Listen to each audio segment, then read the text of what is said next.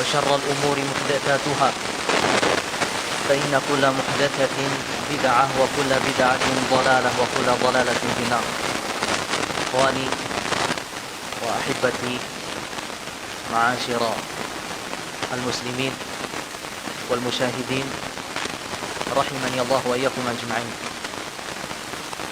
Tak ada kata yang pantas kita ucapkan pada malam hari ini selain kita bersyukur kepada Allah Subhanahu wa taala. Dan sebuah kebahagiaan bagi kita semua. Allah Subhanahu wa taala masih memperkenankan kita semua berkumpul di tempat yang kita cintai ini, dan semoga Allah Subhanahu wa taala berkati kita berkumpul dalam rangka kita mendekatkan diri kita kepada Allah Subhanahu wa taala, dalam rangka kita meningkatkan ketakwaan dan keimanan kita kepada Allah Subhanahu wa taala, dalam rangka kita menunaikan salah satu kewajiban kita semua, yaitu talabu al-ilmi syar'i, belajar ilmu agama, yang mana Rasulullah sallallahu alaihi wasallam katakan, talabul ilmi fariidatun ala kulli muslim. Menuntut ilmu itu hukumnya wajib bagi setiap muslim. Dan alhamdulillah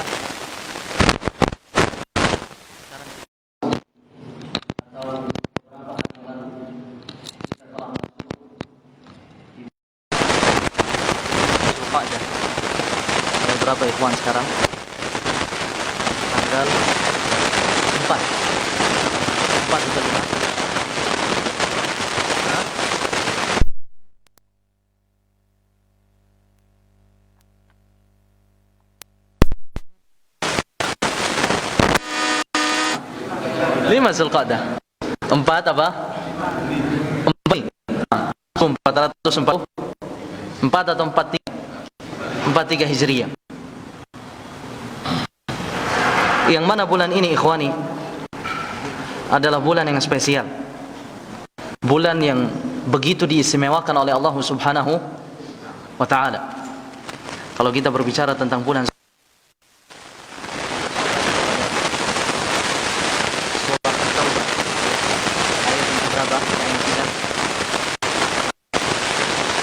Surat At-Taubah ayat berapa?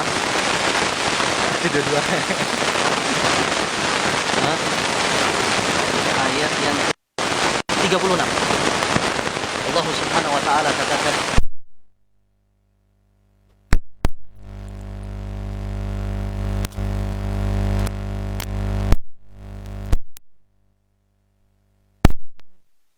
di sisi Allah Subhanahu wa taala ada berapa? 12 bulan. Di kitabillah, dalam kitab Allah Subhanahu wa taala, yauma khalaqas samawati wal ardh, ketika Allah Subhanahu wa taala menciptakan langit dan bumi. Apa kata Allah setelahnya? Minha arba'atun hurum. Dari 12 bulan ini ada 4 bulan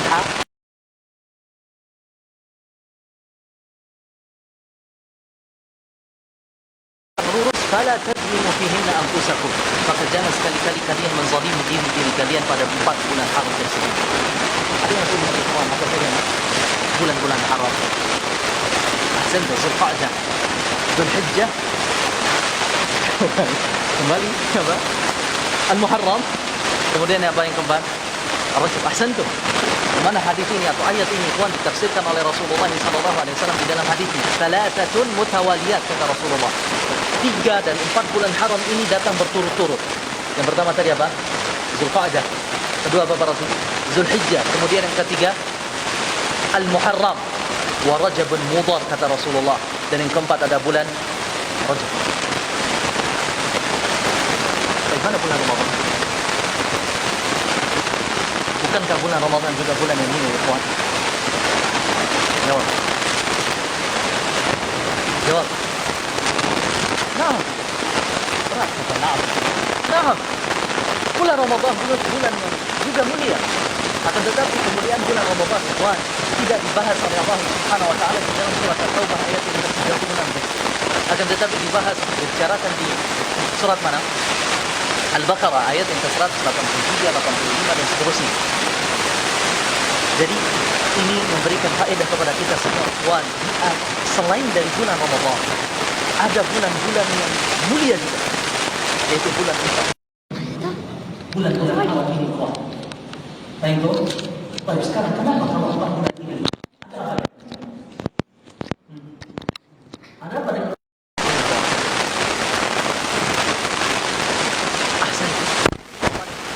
jawaban yang paling benar? Katanya ikhwan, di bulan-bulan haram, Zulqa'dah, Zulhijjah, Muharram, Rajab, itu kebaikan-kebaikan, pahala-pahala yang dilakukan oleh seorang hamba, yang didapatkan oleh seorang hamba dari amalannya, ibadahnya, itu dilipat gandakan oleh Allah Subhanahu wa Ta'ala. Maka Muharram, Zulqa'dah, Muharram, astagfirullahaladzim. Makanya kesempatan kita semua untuk menambah pundi amalan kita, pahala kita di bulan ini. Semoga Allah Subhanahu wa Ta'ala memberikan taufik dan kemudahan kepada kita semua tetap berada di amal saleh dan ketaatan kepada Allah Subhanahu wa Ta'ala. Baik, pada pertemuan sebelumnya kita telah membahas dari masa itu kenapa tidak hadir? Hadir hadirnya. Pada pertemuan terakhir, ikhwan, kita telah membahas dari dan macam-macam. Anak kira Abu Mu'ad tidak tahu macam-macam. Soal Mu'ad, makanya hadir Mu'ad dan bola-bola. Nah, apa saja macam-macam, apa saja dari itu, ikhwan? Yang pertama apa? Al-Quran. Kemudian yang kedua As-Sunnah. Kemudian yang ketiga Al-Ijma'. Kemudian yang keempat Qiyas. Hasan, Pak Amir, apa yang dimaksud dengan Al-Qiyas? Menggabungkan hukum cabang. Ayo, Hasan. Dan hukum pokok. Kenapa? Hasan, siapa yang bisa memberikan contoh, ikhwan? Ya Allah, beras dan gandum, Hasan. Beras dengan gandum, Hasan. Apa lagi? Pak Limin? Narkoba dengan khamar. Mana yang hukum pokoknya, asalnya? Atau Ahmad, mana pokoknya? Khamar. Cabangnya? Ilatnya? Sama-sama menghinakan makan. Hukumnya? Mudah, so? Allah Masya. Enak kita tahu ilmu itu. Barakallahu fikum. Dan juga kita telah singgung masalah apa? Masalah apa masalah? Taklid. Kita katakan bahwasanya ada taklid yang diperbolehkan, ada taklid yang dilarang. Paham masalah? Nah, ada waktu untuk belajar tentang masalah. Barakallahu fikum. Kemudian insyaallah taala pada malam hari ini kita akan sama-sama membahas tentang Islam. Abu Zaid baca dari kata wahwa.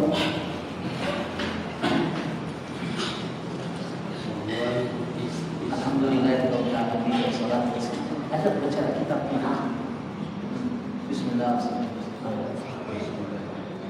Alhamdulillahirabbil alamin wassalatu wassalamu. Qala al-mu'allif rahimahullah wa huwa yarbaja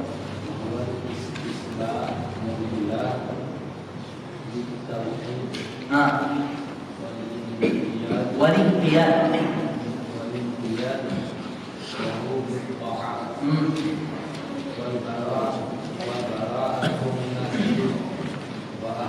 Baik, beliau katakan di sini ikhwan, Syekh Muhammad bin Abdul Wahab, Islam itu adalah apa? Al-istislam. Al-istislam maknanya apa? Menyerahkan diri secara total. Jadi kita menyerahkan diri kita kepada Allah Subhanahu wa Ta'ala. Dan sudah kita sebutkan pada dua pertemuan Islam itu berasal dari kata apa? Aslama yuslimu Islam. Aslama yuslimu Islam. Sehingga ketika kita mengatakan aslamtulillah, saya menyerahkan diri saya kepada Allah Subhanahu wa taala. Jadi ketika kita mengatakan saya benar-benar menyerahkan diri saya kepada Allah Subhanahu wa taala, apa maknanya ikhwan? Apa konsekuensinya? Saya sebagai seorang hamba Allah Subhanahu wa taala siap untuk diatur oleh Allah Subhanahu wa taala. Allah Subhanahu wa taala memerintahkan saya untuk salat, sami'na. Allah memerintahkan kita untuk puasa, sami'na. Allah memerintahkan kita untuk haji, zakat, sami'na. Allah memerintahkan kita untuk berbaik kepada orang tua, sami'na. Berbuat baik kepada tetangga, sami'na. Untuk poligami, dan juga Allah Subhanahu wa taala melarang kita dari perbuatan-perbuatan yang diharamkan olehnya, sami'na wa ta'na. Itulah konsekuensi ikhwan ketika antum mengatakan saya sebagai seorang muslim. Dan inilah yang diinginkan oleh Allah Subhanahu wa taala. Jadi kita menyerahkan diri kita secara total kepada siapa? Allah Subhanahu wa taala. Terserah engkau ya Allah, atur diri saya. Fahimtum ikhwan? Fahimtum? Baik, ini pertama. Kemudian poin yang kedua ikhwan, yang perlu kita perhatikan juga. Ada beberapa hal, faktor yang dapat mencegah kita dari istislam kepada Allah secara total, dari menyerahkan diri kepada Allah Subhanahu wa taala secara total. Dan faktor yang paling besar ikhwan, yang pertama apa? Yang menghalangi kita untuk menyerahkan diri kita kepada Allah, tunduk kepada Allah secara total. Faktor yang paling besar kalau antum sadari adalah sombong. Nah, kesombongan itu dapat menghalangi kita, mencegah kita dari apa? Istislamu lillahi ta'ala. Antum coba lihat iblis. Iblis sombong atau tidak? Sombong. Itulah yang menyebabkan dia tidak bisa tunduk kepada Allah secara total. Mana buktinya? Ketika Allah Subhanahu wa taala memerintahkan dia untuk sujud kepada Adam, qala ma mana'aka alla tasjuda id amartuk. Apa katanya? Ana khairum minhu. Sombong dia. Apa katanya? Saya lebih baik daripada Adam. Khalaqtani min nar wa khalaqtahu min tin. Engkau ya Allah menciptakan aku dari api, sedangkan engkau menciptakan Adam dari tanah. Dan api itu lebih baik daripada tanah. Akan tetapi dia tertipu dengan kelebihan yang Allah berikan kepadanya. Dia sombong. Dan orang yang seperti ini, bisakah dia tunduk kepada Allah secara total? Tidak bisa. Jadi Islamnya kurang sempurna, itu maksudnya. Kita Abu Mu'ad. Nah, yang pertama tadi apa? Sombong. Kemudian yang kedua ikhwan, hawa nafsu. Perhatikan, kalau hawa nafsu kita atau hati kita telah dipenuhi oleh hawa nafsu ikhwan, maka sulit kita untuk tunduk kepada Allah. Anda merasakan itu, sulit untuk tunduk kepada Allah Subhanahu wa ta'ala. Jadi ikhwan fillah azza wa jalla, inilah beberapa hal yang dapat mencegah kita untuk tunduk kepada siapa? Allah Subhanahu wa ta'ala secara total. Yang pertama tadi adalah kesombongan, kemudian hawa nafsu. Seseorang kalau sudah mengikuti syahwat, syahwatnya, terlalu cinta kepada dunia, terlalu cinta kepada kedudukan, terlalu cinta kepada wanita. Antum lihat, sudah mungkin sekarang ikhwan, sulit bagi dia untuk tunduk kepada Allah Subhanahu wa ta'ala. Kalau antum nasihati dia, mungkin malah ngotot. Ikhwan. Karena apa? Hawa nafsu. Orang-orang yang terlalu cinta kepada kedudukan ikhwan, dia tidak peduli apakah kedudukan yang didapatkan ini, jabatan yang didapatkan ini ikhwan, didapatkan dari cara yang halal atau haram. Tidak peduli. Harta yang didapatkan diambil atau didapatkan dari cara yang halal atau haram. Tidak peduli. Jadi sekali lagi, yang mencegah seseorang dari tunduk berserah diri kepada Allah, kesombongan dan hawa nafsu. Baik, kita lanjutkan.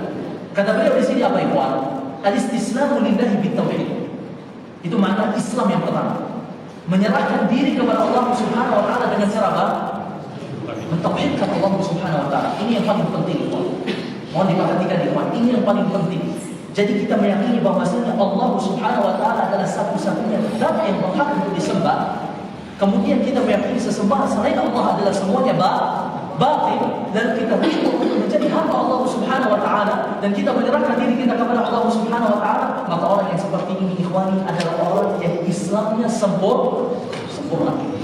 Karena keislaman seseorang, harus pahami juga ikhwan, keislaman seseorang itu bertingkat-tingkat sesuai dengan tingkat ketundukannya kepada Allah Subhanahu wa ta'ala.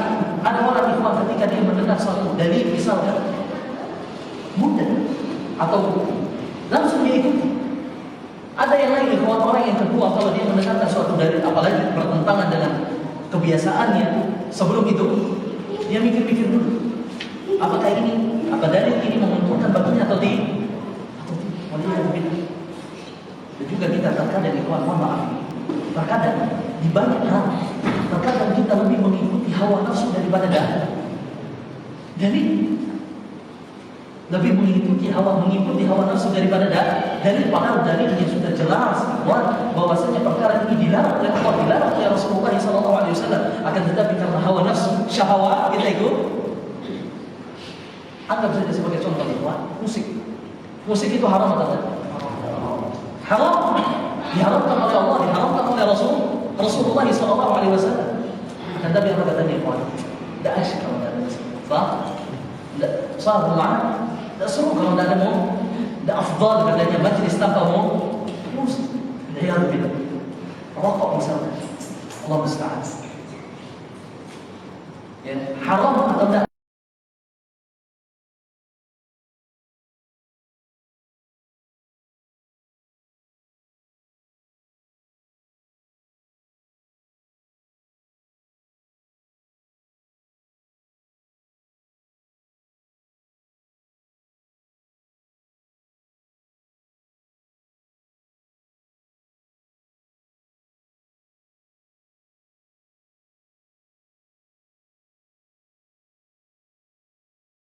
Memasukinya Allahumma amin. Kita akan memasuki surga itu ke derajat mana ikhwan, itu tergantung tingkatan taslim kita kepada Allah Subhanahu wa ta'ala. Semakin kita total di dalam menyerahkan diri kita kepada Allah, maka semakin tinggi derajat surga yang kita akan dapat. Dan kita akan dapatkan Allah. Walaupun hawa nafsu ini Pak Rasul tidak mau tunduk kepada Allah. Hawa nafsu ini selalu mengajak manusia atau mengikuti keinginan syaitan. Makanya diperlukan di sini ikhwan, kita berjihad melawan apa? Hawa nafsu jihad. Walladzina jahadu fina lanahdiyannahum subulana wa inna Allaha lama'al muhsinin. Dan hawa nafsu itu subhanallah jiwa kita ikhwan. Kalau kita tidak biasakan di atas ketaatan, maka dia akan terbiasa di atas keburukan, di atas dosa, di dalam dosa. Karena hawa nafsu manusia ikhwan, jiwa manusia ini, kalau dia sudah sibuk sama suatu hal, maka dia akan lalai terhadap hal yang lain. Kalau antum sudah sibukkan hawa nafsu di atas ketaatan, maka dia akan terbiasa di dalam melakukan ketaatan.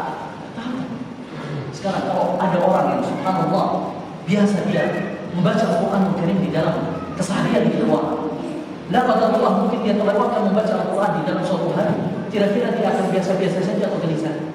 Gelisah sama benar. Gelisah itu. Berbeda ketika seseorang yang tidak biasa membaca Al-Quran Al-Karim.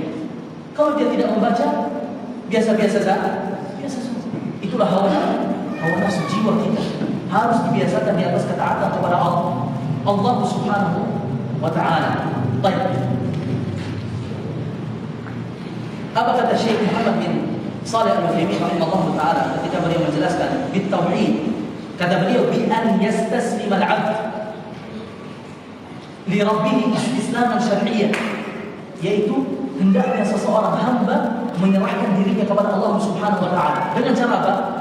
Wadzalika bitauhidillah wa ifradihi, yaitu dengan cara dia mentauhidkan Allah dan mengesahkan Allah Subhanahu wa ta'ala di dalam ibadah. Wa hadzal islamul ladzi yuhmadu 'alaihi wa yuthabu 'alaihi. Dan inilah Islam yang pelakunya dipuji dan juga diberikan kepadanya pahala. Sekali lagi yang pertama tadi apa? Islam yang pertama apa tadi? Istislam billahi bitauhid. Menyerahkan diri kepada Allah Subhanahu wa ta'ala dengan cara kita mentauhidkan Allah Subhanahu wa ta'ala. Baik. Yang kedua, apa katanya Abu Mu'ad? La, bahasa Arabnya.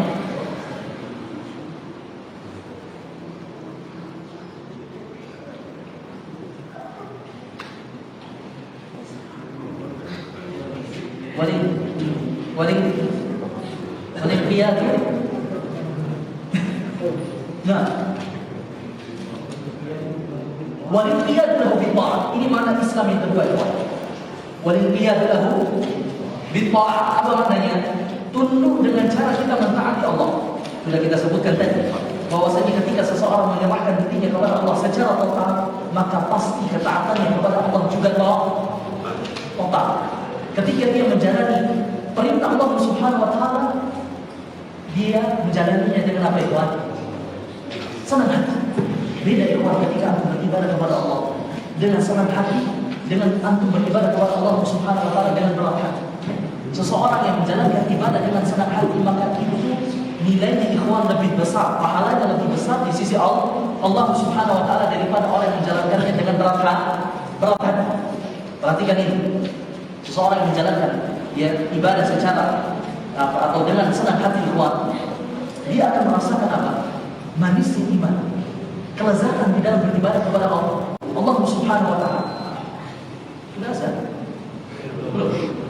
Kalau seseorang yang menjalankan ibadah ini dengan berat hati, anggap sholat terpaksa. Yang penting katanya, ikhwan, lepas tanggung jawab, yang penting sudah sholat. Dia tidak merasakan lezatnya sholat itu, manisnya sholat itu, ikhwan. Dari sinilah bedanya apa? Dari sisi inqiyad, ketundukannya kepada Allah Subhanahu wa ta'ala. Kira-kira antum pahami, ikhwan? Kira-kira bisa antum pahami? Nah, jadi seseorang yang beribadah kepada Allah Subhanahu wa taala dengan senang hati, dia akan merasakan manisnya lezat ibadah tersebut. Berbeda dengan orang yang melaksanakan ibadah dengan berat hati karena terpaksa. Nah, kemudian makna yang ketiga dari Islam. Makna yang ketiga dari Islam apa, Muhammad? Wal bara'atu minasyirki wa ahlihi. Berlepas diri dari kesyirikan. Pertanyaannya, mungkinkah ada seseorang yang beriman, meyakini bahwasanya Allah adalah zat yang menciptakan alam semesta, adalah zat satu-satunya zat yang berhak untuk disembah, tapi dia juga mengakui bahwasanya ada sesembahan selain Allah? Mungkinkah itu terjadi? Mungkin apa?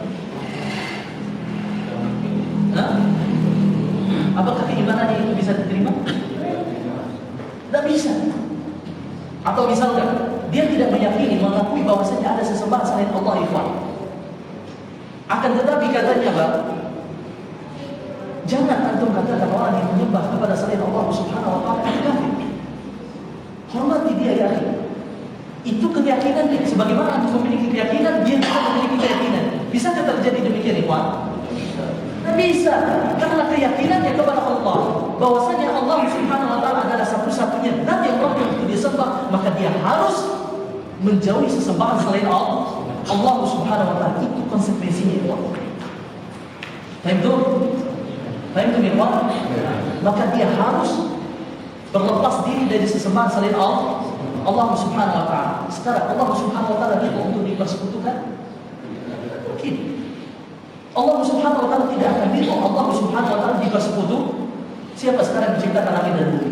Allah Subhanahu wa taala atau Tuhan-Tuhan mereka?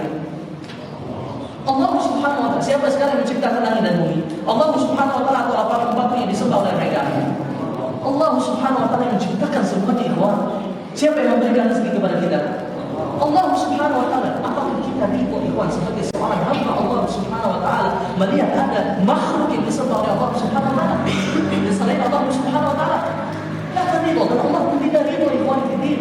Azza wa jalla majma'in. Makanya kita harus berlepas diri dari tandingan-tandingan sesembahan selain Allah Subhanahu wa taala. Apa kata Allah Subhanahu wa taala di dalam surat Al-Mumtahanah? Qad kanat lakum, kata Ibrahim dan kaumnya, qad kanat lakum uswatun hasanatun fi Ibrahim. Telah ada pada diri kalian suri tauladan yang baik pada diri Ibrahim, walladzina amanu ma'ah, dan orang-orang yang mengikuti kaumnya Ibrahim. Idz qalu liqaumihim, ketika mereka, Nabi Ibrahim dan pengikutnya, berkata kepada kaumnya yang masih melakukan kesyirikan, inna bura'a'u minkum, kami berlepas diri dari kalian, wa mimma ta'buduna min dunillah, dan berlepas diri dari apa-apa yang kalian sembah selain Allah. Kafarna minkum, dan kami kafir terhadap jahiliyah. Sekali lagi, ikhwan fillah azanillah wa iyyakum ajma'in. Kita tidak boleh ridha. Perhatikan, tidak boleh ridha kepada sesembahan selain Allah. Sekarang ini terkadang kaum muslimin ketika kita tanya mau kemana, ke sana kan? Padahal di sana itu tempatnya disembah selain Allah. Di sana itu ada patung-patung yang disembah selain Allah Subhanahu wa taala. Bukan Ustaz. Apa sih? Lihat saja, selfie sekarang. Antum paham maksudnya itu gimana kan? Sekarang ikhwan, antum yakin bahwasanya di dalam diri antum itu ada pengingkaran terhadap hal tersebut. Antum rela atau tidak disembah di situ ikhwan? Kalau antum betul-betul tidak rela ikhwan, tidak mungkin antum datang ke tempat tersebut. Pasti antum akan jauhi. Dan itu yang harus ikhwan kita jauhi sesembahan selain Allah Subhanahu wa taala. Dulu ada seorang sahabat ikhwan yang datang kepada Rasulullah SAW, berkata kepada Rasulullah, "Ya Rasulullah, inni nadartu an anhara ibilan bi Buwana." Wahai Rasulullah, saya telah bernazar untuk menyembelih ibil. Apa ibil? Unta di suatu daerah yang bernama Buwana. Apa pertanyaan Rasulullah atau apa kata Rasulullah SAW kepada sahabat ini? Akana fiha watanan min awthanil jahiliyah. Apakah di tempat tersebut, di Buwana tersebut, ada patung yang disembah selain Allah dari patung-patung jahiliyah? Atau di sana tempat perayaannya kaum musyrikin? Jawaban sahabat ini wala. Apa kata Rasulullah? Aufi binadrik. Maka silakan laksanakan nadar. Pertanyaannya mana? Coba di belakang. Nazar yang seperti itu hukumnya apa Pak? Ini muajaan, kita sudah ambil nadar untuk ibadah. Ibadah nadar haram atau sunnah?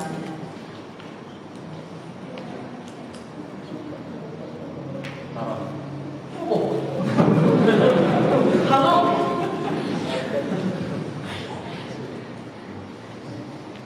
Paling haram atau sunnah?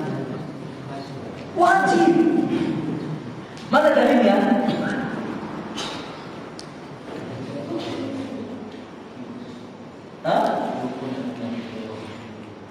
Asal tak, itu dari nadar secara umum. Mana dalilnya? Ini bentuk taklid. Ini bentuk taklid, tapi taklid mubah atau mubah? Nah, masalah mubah. Man nadara an yuti' Allah wa falyuti'hu. Barang siapa yang telah bernadar untuk mentaati Allah, sesembelihan, ketaatan kepada Allah atau tidak? Ketaatan. Falyuti'hu, maka apa? Taatilah Allah. Di situ ada sighah amr yang menunjukkan kepada kewajiban. Nah, jadi sahabat tadi ikhwan, dia ingin bernadar menyembelih unta di daerah yang bernama Buwana. Rasulullah bertanya kepadanya, apakah di sana ada patung dari patung-patung jahiliyah yang disembah, atau di sana ada tempat perayaan yang kaum musyrikin? Katanya tidak. Aufi binadrik. Kata Rasulullah SAW, laksanakan nadar. Nadar ini menunjukkan kepada kita semua ikhwan bahwasanya suatu tempat yang di mana di situ ada sesuatu yang disembah selain Allah, maka kita tidak boleh beribadah kepadanya. Maka kita tidak boleh beribadah di dalam tempat tersebut. Di dalam tempat tersebut. Dan bagaimana dengan gereja yang dirubah menjadi masjid? Waktu tinggal sudah. Kita lanjut. Kita lanjut. Sampai mana tadi? Enggak, itu lanjut dulu. Nah, ikhwan. Jadi ikhwan, sekali lagi, al-bara'atu minasyirki wa ahli. Kita harus berlepas diri dari kesyirikan. Apa yang dimaksud dengan berlepas diri di sini? Pertama, pahami betul-betul ikhwan, supaya kita tidak salah. Kita harus membenci semua sesembahan selain Allah. Kita harus benci itu ikhwan, yang pertama. Kemudian yang kedua, kita harus menjauhi semua yang berkaitan dengan kesyirikan. Kita harus menjauhi dari semua yang berkaitan dengan kesyirikan. Ini juga penting ini. Terkadang sebagian kaum muslimin mereka memakai simbol-simbol yang mengandung atau menunjukkan ketuhanan selain Allah. Karena mungkin dia terlalu fans dengan ikhwan, akhirnya atribut-atributnya atau simbol-simbolnya dia pakai. Padahal di sana ada apa? Simbol ketuhanan selain Allah Subhanahu wa taala. Ini bahaya ikhwan. Sebagian kaum muslimin ini menganggapnya biasa-biasa Inilah balak. Kita harus berlepas diri dari semua kesyirikan, dari semua kesyirikan ikhwan, apapun bentuknya. Fahimtum ikhwan? Kita harus berlepas diri dari kesyirikan apapun bentuknya. Baik. Kemudian setelah itu apa Mu'ad? Kata al-mu'allif, wa huwa thalathatu maratib. Jadi Islam itu ikhwan memiliki 3 martabat. 3 apa martabat itu? Tingkatan. Jadi Islam itu memiliki 3 tingkatan. Tingkatan yang pertama Pak, yang paling rendah adalah Islam. Kemudian yang kedua iman, kemudian yang ketiga Pak, ihsan. Dan 3 tingkatan ini telah dijelaskan oleh Rasulullah SAW di dalam hadisnya, hadis Jibril yang panjang yang kita ketahui ikhwan. Dan hadis tersebut insyaallah taala akan disebutkan oleh al-muallif Syekh Muhammad bin Abdul Wahhab di kitabnya nanti insyaallah taala. Sekali lagi tingkatan Islam itu ada 3. Yang pertama Islam, kemudian yang kedua iman, kemudian yang ketiga apa? Ihsan. Baik, sekarang apa bedanya antara Islam dan iman? Kalau kita perhatikan hadis Jibril itu ketika Rasulullah SAW menjelaskan tentang Islam, tentang iman, maka di sana ada penjelasan yang sangat jelas ikhwan, perbedaan antara Islam dan iman. Yang pertama, ketika Rasulullah SAW ditanya oleh Jibril tentang Islam, beliau menyebutkan 8 rukun. 5 rukun. Yang pertama apa? Syahadat. Kemudian yang kedua apa? Salat. Kemudian yang ketiga apa? Zakat. Kemudian yang keempat apa? Anda pernah ditanya, kenapa zakat ini puasa ini disebut setelah zakat? Padahal kita puasa Ramadan terlebih dahulu, baru kita zakat. Masuk akal nggak pertanyaannya? Masuk akal nggak? Nggak masuk. Apa sih? Apakah zakat fitrah saja yang diwajibkan atas kita? Masih banyak zakat-zakat yang lain, soalnya nah, zakat mana? Jadi rukun yang ketiga apa? Kemudian kemudian perhatikan itu. Rukun-rukun ini adalah amalan apa? Amalan apa? Kan berganti kata zahiriyah biar kita lebih paham. Amalan apa? Anggota badan. Asal amalan anggota badan. Mengucapkan 2 kalimat syahadat. Anggota badan. Salat, puasa, zakat, haji dan seterusnya. Anggota badan. Dan ketika Rasulullah SAW menyebutkan iman, rukun-rukun iman itu ada berapa? Nah, iman kepada Allah, iman kepada malaikat, iman kepada apa? Kitab-kitabnya, iman kepada para rasul, iman kepada hari kiamat, dan iman kepada takdir.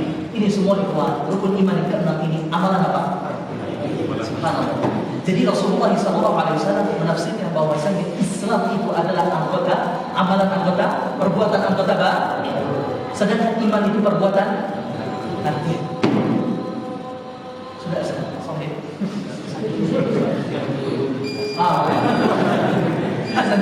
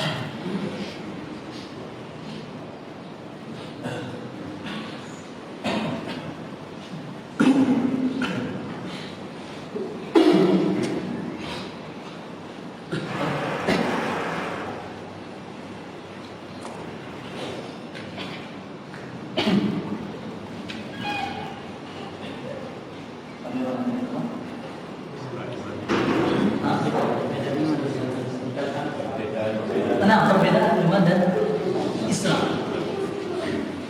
Jadi menurut antum ikhwan, ketika seseorang itu memperlihatkan rukun-rukun Islam, apakah bisa dikatakan dia sebagai seorang mukmin? Belum tentu. Nah, orang-orang munafik, mereka mengucapkan syahadat, mereka sholat, mereka zakat, mereka haji dan seterusnya. Sebagaimana orang-orang munafik di zaman Rasulullah Sallallahu Alaihi Wasallam, apakah mereka dikatakan sebagai seorang yang mukmin? Belum tentu. Tapi ketika seseorang memperlihatkan rukun Islam ikhwan, maka bisa kita hukumi dia sebagai seorang muslim. Kapan kita hukumi dia sebagai seorang mukmin? Ketika dia benar-benar meyakini, beriman kepada Allah, beriman kepada malaikat, dan beriman dengan rukun-rukun iman yang ke-6 tersebut. Tayyib ikhwan? Tayyib. Jadi sekali lagi ikhwan fillah azanillah wa iyyakum ajma'in, Islam itu selalu identik dengan amalan anggota badan. Kalau iman perbuatan hati. Contoh misalkan hadis Rasulullah sallallahu alaihi wasallam yang lain. Ketika Rasulullah sallallahu alaihi wasallam ditanya oleh seorang sahabat, "Ayyul islami khair?" Wahai Rasulullah, Islam mana yang baik, yang paling baik? Apa jawaban Rasulullah sallallahu alaihi wasallam? Pertama, tut'imul ta'am. Kedua, wa taqra'u salama 'ala man 'arafta wa man lam ta'rif. Yang pertama, kita memberikan makan, kemudian mengucapkan salam kepada orang yang engkau kenal dan orang yang tidak engkau kenal. Inilah Islam yang paling baik. Kalau kita lihat dua amalan ini, amalan hati atau amalan anggota badan? Amalan anggota badan. Dalam hadis yang lain kata Rasulullah sallallahu alaihi wasallam, al-muslim, seorang muslim itu man salima al-muslimuna min lisanihi wa yadihi. Hakikatnya adalah orang lain itu selamat dari kejahatan lisan dan tangannya. Ini anggota badan atau amalan hati? Amalan anggota badan. Sekali lagi ikhwan fillah, ya, Islam identik dengan amalan anggota badan, iman identik dengan amalan hati. Walaupun di sini terdapat perselisihan, khilaf bainal ulama, perselisihan di antara para ulama kita. Bahkan Al-Imam Bukhari rahimahullah taala di dalam kitabnya sahihnya, beliau mentarjihkan memilih pendapat bahwasanya iman dan Islam itu sama, tidak ada bedanya. Akan tetapi ini menyelisih pendapat jumhur, pendapat mayoritas para ulama. Mayoritas para ulama mengatakan Islam dan iman itu berbeda, dua hal yang berbeda. Mana dalilnya? Dalilnya tadi hadis Rasulullah SAW yang dikenal dengan hadis Jibril. Rasulullah ketika ditanya tentang iman, itu beliau menyebutkan tentang Islam. Beliau menyebutkan berapa rukun? 5 rukunnya. Dan juga di dalam surah Al-Hujurat, Allah Subhanahu wa taala katakan yang menceritakan tentang perkataan orang-orang Arab Badui. Apa kata mereka? Qalatil a'rabu amanna. Orang-orang Arab Badui itu mereka mengatakan apa? Kami telah beriman. Apakah akan tetapi apa sanggahan dari Allah? Komentar Allah Subhanahu wa taala, "Qul," katakan wahai Muhammad. "Qul bal." Apa ayat ini? Qalatil a'rabu amanna. Qul apa? Qul lam tu'minu. Katakanlah wahai Muhammad, kalian belum beriman, walakin qulu islamna. Akan tapi katakanlah wahai Arab Badui, kami telah Islam. Jadi di sini Allah bedakan iman dan ihsan. Kenapa ikhwan? Kata Allah Subhanahu wa taala setelahnya, "Walamma yadkhulul iman fi qulubikum." Karena kesempurnaan iman itu belum masuk kepada hati-hati kalian. Paham itu ikhwan? Paham itu perbedaan antara Islam dan iman? Nah, ini martabat yang berapa? Martabat yang pertama. Kita sudah masuk martabat yang kedua? Belum. Ini martabat yang pertama. Martabat yang kedua ikhwan, apa? Al-iman. Dan puncak dari kesempurnaan iman seseorang ikhwan ketika dia telah menjalankan perintah Allah dan menjauhi larangan Allah Subhanahu wa taala. Dan kita melihat bahwasanya iman itu apa? Secara bahasa apa maknanya? Apa Abu Hurairah? Iman secara bahasa apa maknanya? Sering kita ulangi. Secara bahasa iman itu apa maknanya? Keyakinan. Itu terjemah Indonesia. Apa itu? Apa Mil? At-tasdiq, membenarkan, mempercayai, mengakui. Secara istilah apa makna iman? Pertama, yang penting ikhwan, karena banyak kelompok-kelompok sesat itu muncul karena mereka salah paham tentang iman. Apa iman itu ikhwan? Menurut Ahlus Sunnah wal Jamaah, pertama i'tiqadun bil qalb, wa qaulun bil lisan, wa amalun bil jawarih. Sekali lagi, iman itu menurut Ahlus Sunnah wal Jamaah i'tiqadun bil qalb, wa qaulun bil lisan, wa amalun bil jawarih. Meyakini dengan hati, mengucapkan dengan lisan, dan mengamalkan dengan anggota badan. Itulah iman. Baik, sekarang kalau misalkan ada seseorang yang meyakini bahwa Islam ini benar, akan tetapi dia tidak mau mengucapkan dua kalimat syahadat, apakah dia sebagai seorang muslim? Tidak. Contohnya siapa? Abu Thalib. Abu Thalib meyakini Islam itu benar atau tidak? Risalah nubuwah benar atau tidak? Akan tetapi maukah dia ketika ditawari oleh Rasulullah mengucapkan dua kalimat syahadat, maukah dia? Tidak mau. Walaupun dia meyakini ikhwan di dalam hatinya Islam ini benar, nubuwah itu benar, akan tetapi kalau belum ini mengucapkan, Islamnya tidak diterima, keyakinannya tidak bisa diterima. Sebaliknya, kalau misalkan ada orang yang mengucapkan dua kalimat syahadat, akan tetapi dia tidak meyakini Islam ini benar, dia benci Islam sebenarnya ikhwan, apakah dia sebagai seorang mukmin? Dia orang apa? Munafik. Orang yang munafik itu ikhwan dalam hatinya penuh dengan kebencian terhadap Islam dan kaum muslimin. Seperti siapa? Abdullah bin Ubay bin Salul. Hatinya penuh dengan kebencian. Baik, orang yang ketiga ikhwan, kalau dia meyakini Islam ini benar, hak, dan dia mengucapkan dua kalimat syahadat, akan tetapi apa dia kata? Saya tidak mau beramal, saya tidak mau puasa, saya tidak mau sholat, saya tidak mau zakat. Apakah ini bisa diterima? Dia tidak mau beramal, pokoknya tidak mau beramal. Bisa diterima? Tidak bisa diterima. Tidak bisa diterima kata para ulama. Keimanannya tidak bisa diterima. Karena apa? Kata Imam Syafi'i rahimahullah taala, la yujzi'u imanun bil amal. Iman itu tidak mencukupi tanpa amal. Jadi harus ada diiringi dengan apa? Amalan. Khususnya amalan-amalan yang sifatnya pokok sekali. Baik ikhwan, jadi perhatikan, iman menurut kita itu ada tiga. I'tiqad bil qalb, meyakini keyakinan di dalam hati, wa qaulun bil lisan, diucapkan dengan lisan, kemudian yang ketiga amalun bil jawarih, mengamalkan dengan anggota badan. Dan Syekhul Islam Ibnu Taimiyah rahimahullah taala membagi iman itu menjadi tiga. Ini untuk memudahkan kita memahami iman. Bagian yang pertama kata aslul iman. Apa bagian pertama? Aslul iman, pokok iman. Apa yang dimaksud dengan pokok iman itu?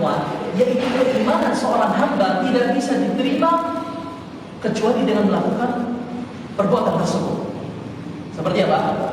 Mengucapkan la ilaha illallah, meyakini akan adanya malaikat, meyakini akan adanya hari akhir, meyakini akan benarnya risalah para nabi dan para rasul dan seterusnya. Inilah pokok-pokok keimanan. Ketika pokok-pokok keimanan ini hilang dari seorang hamba, maka imannya juga hilang sama sama sekali. Paham tuh? Paham ikhwan? Insyaallah bisa dipaham? Baik. Kemudian yang kedua kata Syekhul Islam, pembagian iman yang kedua adalah al-iman wajib. Iman yang wajib. Apa maksud daripada iman yang wajib? Iman yang wajib itu ikhwan adalah suatu perbuatan yang ketika kita tidak melakukannya, itu akan menyebabkan kehilangan atau hilangnya kesempurnaan iman. Baik, mana saja iman yang wajib ikhwan? Amalan-amalan yang wajib yang diwajibkan oleh Allah Subhanahu wa taala. Baik itu. Yang ketiga, al-imanul mustahab. Iman yang mustahab, yang sunnah. Kalau kita kehilangan iman yang mustahab ini ikhwan, itu tidak akan mempengaruhi kesempurnaan iman kita. Akan tetapi kata para ulama akan mempengaruhi keutamaan iman. Baik itu. Baik itu ikhwan. Jadi ada namanya pokok iman, ada namanya iman yang wajib, ada namanya iman yang mustahab, yang sunnah. Ini poin yang pertama. Poin yang kedua, nah ini kita akhiri dengan poin ini. Ini penting ikhwan. Perlu kita sampaikan bahwasanya menurut Ahlussunnah wal Jamaah, iman itu bertambah dan berkurang. Bertambah dan berkurang. Jadi iman itu akan bertambah dengan mentaati Allah dan berkurang dengan mentaati syaitan. Dan ini ditunjukkan oleh Al-Quran, hadis, ijma'. Dalil-dalilnya Al-Quran, hadis, ijma' mengatakan bahwasanya iman seseorang itu bertambah dan berkurang. Nah, ini betul-betul sampai di sini kuat. Nah itu, kalau kita melihat di dalam Al-Quran, ada beberapa ayat Al-Quran yang mengatakan, yang mengabarkan bahwasanya iman itu bertambah. Di antaranya firman Allah Subhanahu wa taala, "Fazadathum imanan wa hum yastabshirun." Para sahabat, orang-orang yang beriman itu kata Allah Subhanahu wa taala, keimanan mereka bertambah dan mereka merasa bahagia. Ini yang pertama. Kemudian yang kedua, kata Allah Subhanahu wa taala di dalam awal surat Al-Anfal, "Innamal mu'minuna alladziina idza dzukira Allah wajilat qulubuhum wa idza tuliyat 'alaihim ayatuhu zadatuhum imanan." Ketika dibacakan kepada mereka ayat-ayat Allah, Al-Quranul Karim, keimanan mereka bertambah. Jadi Al-Quran menyebutkan iman itu bisa bertambah. Tapi kalau berkurang, ada ayatnya tentang pengurangan iman. Tidak ada. Jadi kalau kita lihat Al-Quran itu tidak ada disebutkan di sana apa? Iman itu berkurang. Yang ada itu iman itu bertambah. Tapi kata para ulama, di kaidah ini, sesuatu yang menerima pertambahan, dia juga akan menerima apa? Pengurangan. Itu yang kita rasakan di dalam kehidupan kita sehari-hari. Terkadang kita, Masya Allah, hari ini semangat di dalam apa?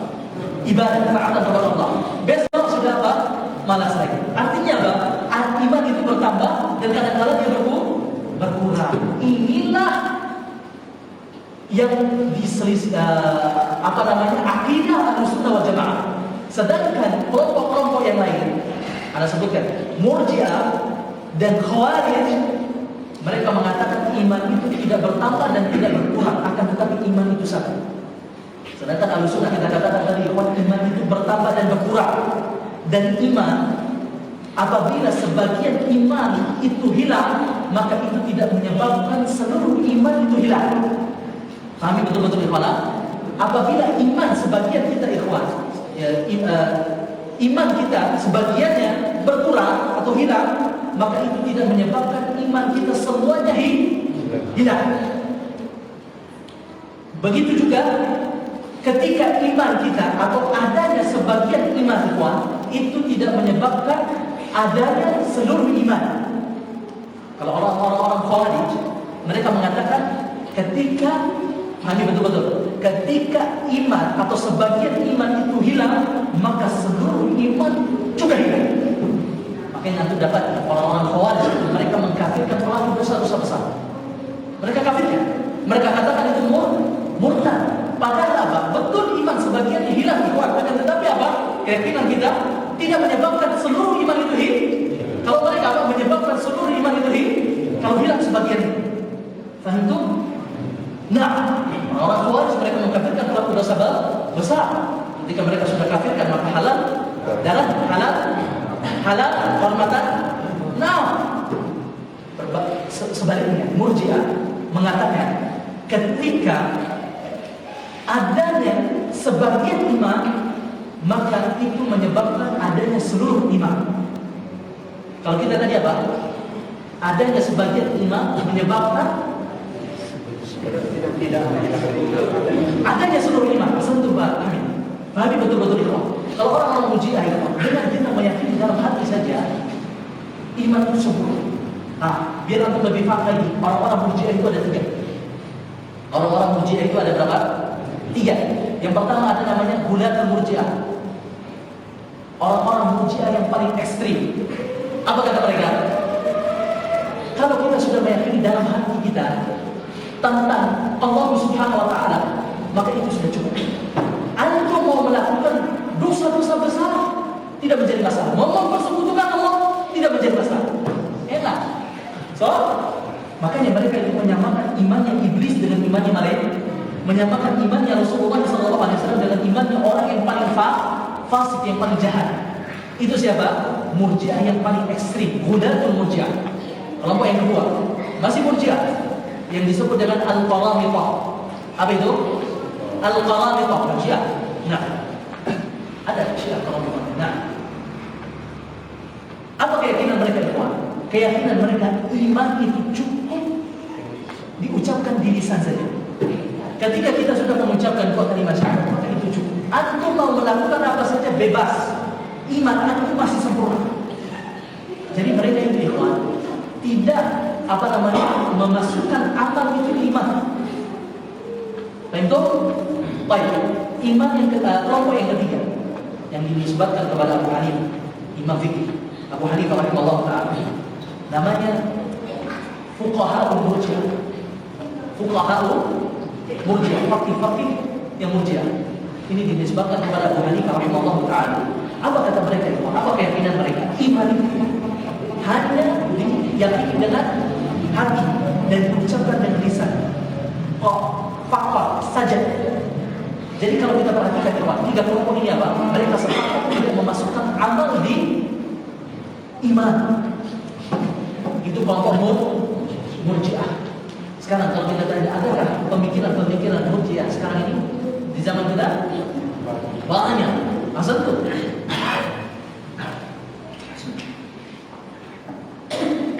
Sebagian orang Islam apa ungkapannya? Katanya yang penting itu ngejilbabin. Ini termasuk pemikiran Murji'ah. Kenapa? Kata mereka cukup dengan jilbabin hati. Walaupun kita tidak jilbabin kepala kita, yang penting ini dijilbabin itu sudah cukup. Ya. Dan yang paling bahaya itu apa? Walaupun telanjang yang penting apa? Nah, ini pemikiran Murji'ah. Nah, Murji'ah yang paling ekstrim. Jadi sekali lagi ikhwan sebagai penutup Ahlussunnah wal Jamaah, mereka apa? Memasukkan amal itu di iman. Bahkan subhanallah, amalan kita ikhwan sangat mempengaruhi naik turunnya iman. Sedangkan orang Khawarij tidak. Kata mereka apa? Sebagian iman sudah hilang, maka seluruhnya juga akan hilang. Makanya mereka mengkafirkan pelaku-pelaku dosa besar. Kalau Murji'ah, tidak. Kalau kita sudah beriman dengan lisan dan hati kita, maka itu sudah cukup. Maka pahami betul-betul masalah iman ikhwan. Karena sekali lagi banyak kelompok-kelompok sesat muncul gara-gara mereka salah paham keliru tentang iman. Allah Ta'ala. Moga-moga ada kalimat yang manfaat ikhwan. Seperti yang ketahui ada dari baca di guru yang polos sendiri kan imam kita sahabat Al-Masri dan sakit di rumah sakit, maka kesempatan untuk ziarah di rumah sakit. Wassallallahu ala nabiyina Muhammad subhanakallahumma wa bihamdika asyhadu an la ilaha illa anta astaghfiruka wa atubu ilaika. Assalamualaikum warahmatullahi wabarakatuh.